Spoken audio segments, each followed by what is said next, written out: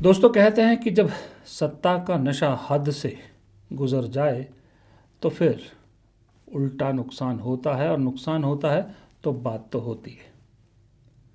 ये भी कहते हैं कि जब किसी को दिल से चुना जाए या किसी के साथ दिल से कोई जुड़ा हो तो उस आदमी को तंग नहीं करना चाहिए।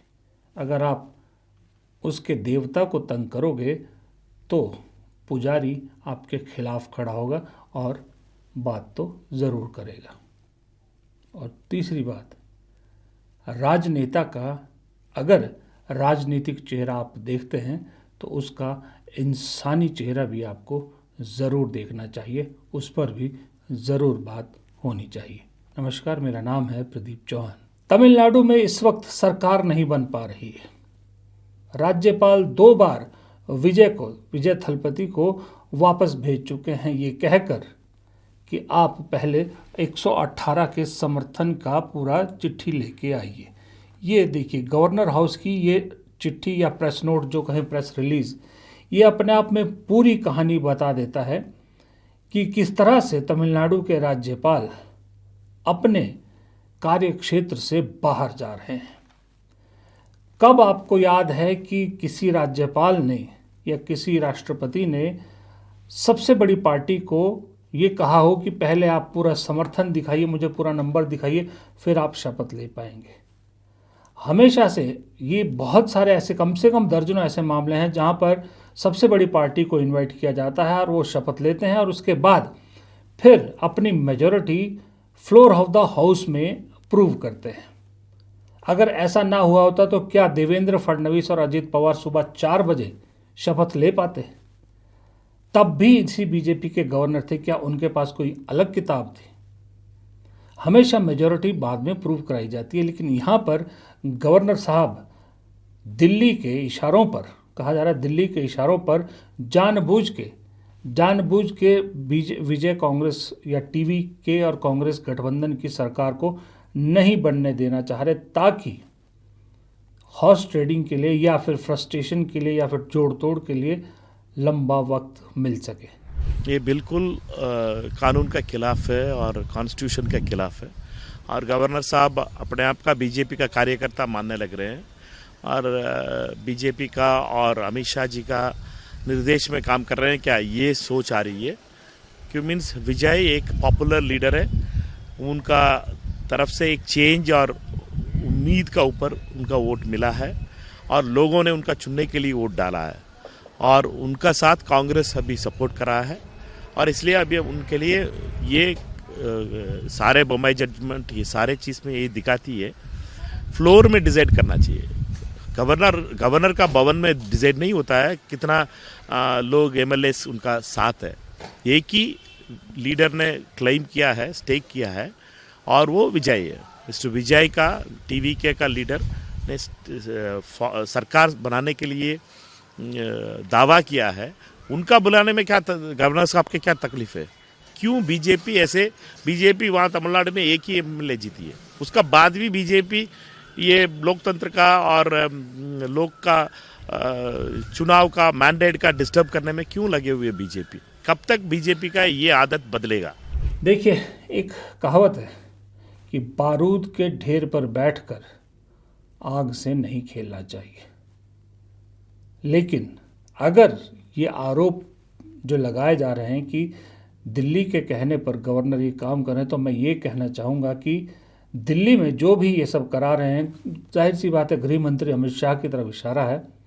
अगर वो करवा रहे हैं तो वो सचमुच में बारूद के ढेर पर बैठकर आग से खेल रहे हैं, क्योंकि बारूद के ढेर पर आप उस वक्त बैठ के जब आपने डीलिमिटेशन के ज़रिए दक्षिण भारत की जो राजनीतिक ताकत है उसको कम करने की कोशिश की, दक्षिण के राज्यों को कमतर करने की कोशिश की। वहाँ आपने समूचे दक्षिण को मैसेज दे दिया कि बीजेपी दक्षिण भारत को बाकी भारत से अलग थलग करना चाहती है। उसी वक्त आपने दक्षिण को लेकर बारूद के ढेर पर बैठना तय कर लिया था। अब आप दक्षिण की राजनीति में इस तरह की दखल अंदाजी करके खुद उस बारूद के ढेर पर आग लगाने की कोशिश कर रहे हैं।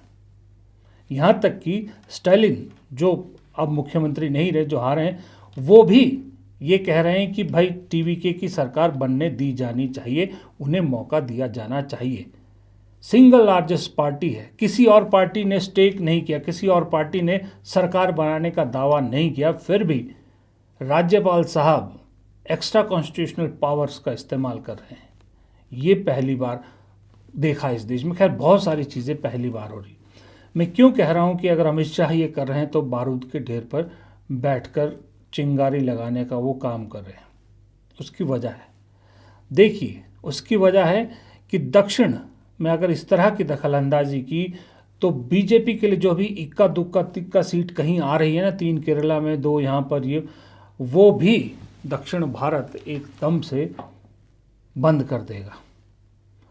जिस देश पर आप एक छत्र राज करना चाहते हैं ना, उसी देश को दक्षिण बचाएगा आपके चंगुल से।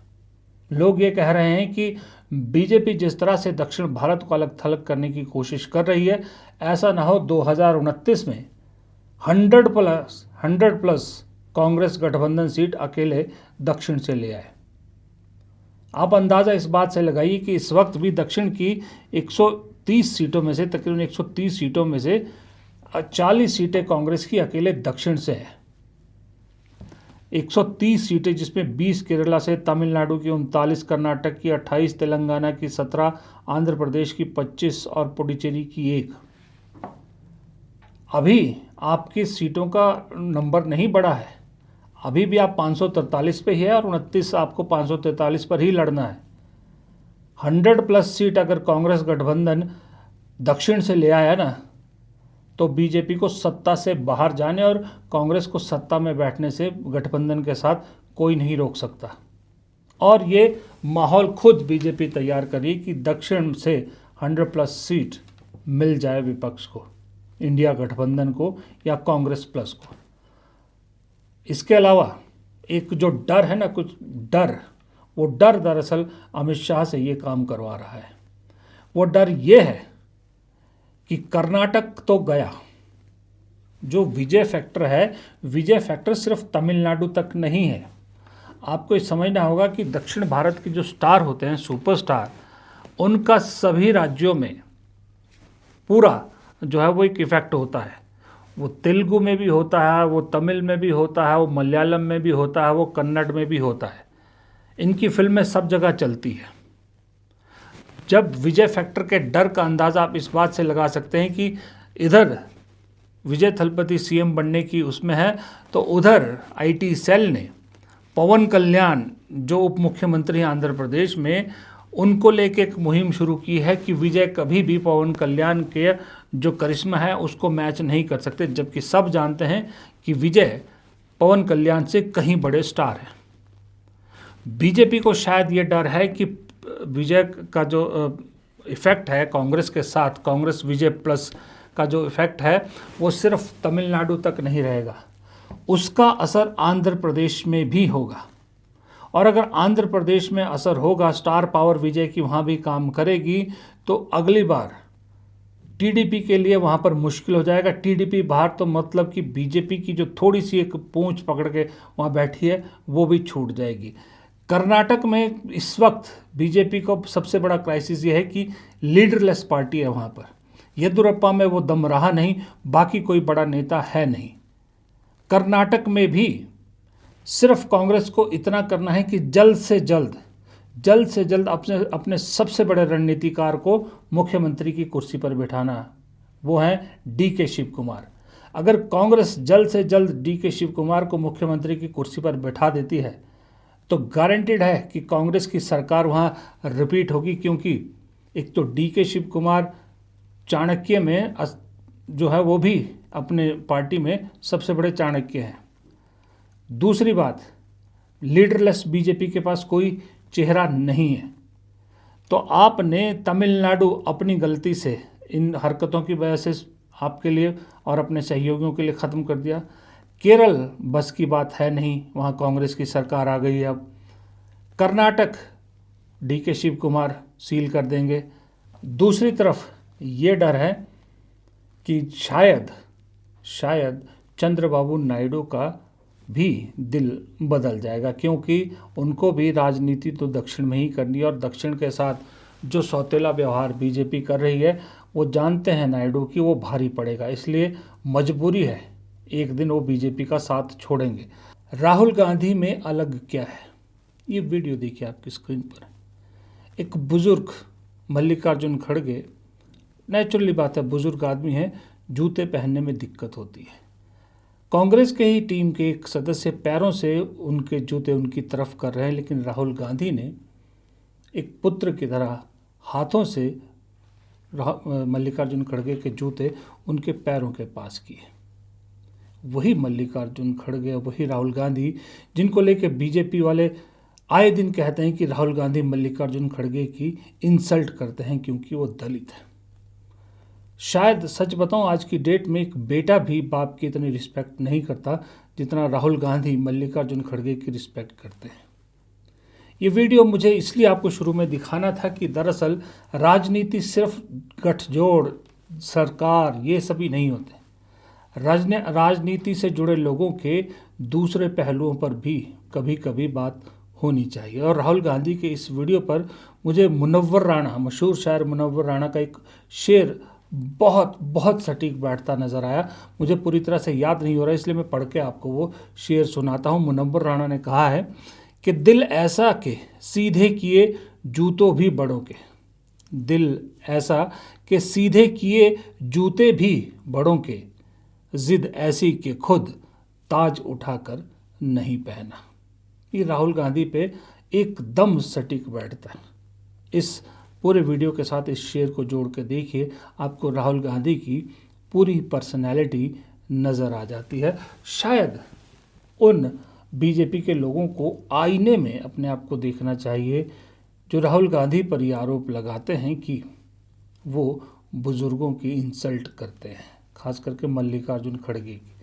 मैं कोई राहुल गांधी फ़ैन या वो नहीं हूँ, लेकिन कभी इंसानियत जब दिखती है तो मैं ऐसे ही बात करता हूँ। अगर इस वीडियो में कहीं मोदी जी या कोई और बुज़ुर्ग होते और कोई बीजेपी का कोई नेता ऐसा कर रहा होता, मैं उसकी भी इसी तरह से बात करता। खैर, जो विजय है वो कोई गुजरे ज़माने के सुपरस्टार नहीं है, वो आज के सुपरस्टार हैं। उनकी एक फ़िल्म ऑलरेडी शायद जो है वो रिलीज़ पर है। इस साल 2-3 फिल्में रिलीज़ हुई है, सुपरस्टार हैं, सुपरहिट फिल्में हुई। वो आज कनेक्ट है, लोगों के साथ कनेक्ट है। आप उनको नाराज़ कर रहे हैं। दूसरा, विजय को किसने सबसे ज़्यादा वोट दिए, विजय को किसने, विजय की पार्टी को यहाँ तक पहुँचाया? उस आयु ग्रुप ने जिसको हम जेन ज़ी कहते हैं। जेन ज़ी अपने सुपरस्टार को मुख्यमंत्री के रूप में देखना चाहती है। वही जेन ज़ी जिसने नेपाल में एक युवा को मुख्यमंत्री बनाया, वही जेन ज़ी जिसने बांग्लादेश में खेल किया, वही जेन ज़ी जिसने श्रीलंका में तख्ता पलट किया। आप उस जेन ज़ी को अपने खिलाफ खुद कर रहे हैं, आप उस जेन ज़ी को नाराज़ कर रहे हैं।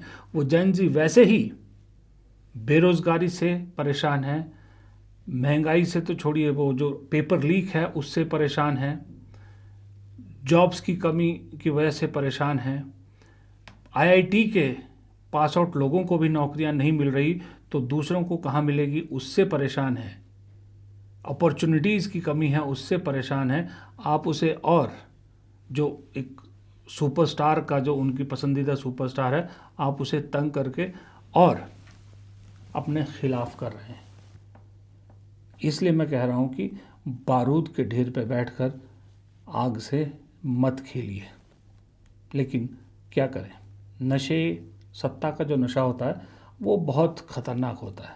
सत्ता के नशे में चूर मोदी शाह की जोड़ी, इस वक्त यूँ लग रहा है कि बंगाल जीत लिया तो पूरा भारत जेब में आ गया है। अब इसी नशे में आपके पास कुल मिला के 3 सीट हैं शायद तमिलनाडु में, लेकिन आप सत्ता में हैं, आपके पास पावर है, आपके पास चाबी है गवर्नर के रूप में, तो आप एक जनता के मैंडेट को रिजेक्ट करने की कोशिश करें या जनता के मैंडेट को मानने से इनकार कर रहे हैं। ये जनता ही है जिसने 303 आपको दिए थे, और ये वही जनता है जो आपको 303 से वापस 2 सीट पे भी ला सकती है। इससे भी आपको भूलना नहीं चाहिए। फ़िलहाल इस वीडियो में इतना ही। वीडियो पसंद आया तो लाइक कीजिएगा, शेयर कीजिएगा, कमेंट बॉक्स में अपनी राय ज़रूर दीजिएगा और चैनल को सब्सक्राइब करना मत भूलिएगा। नमस्कार।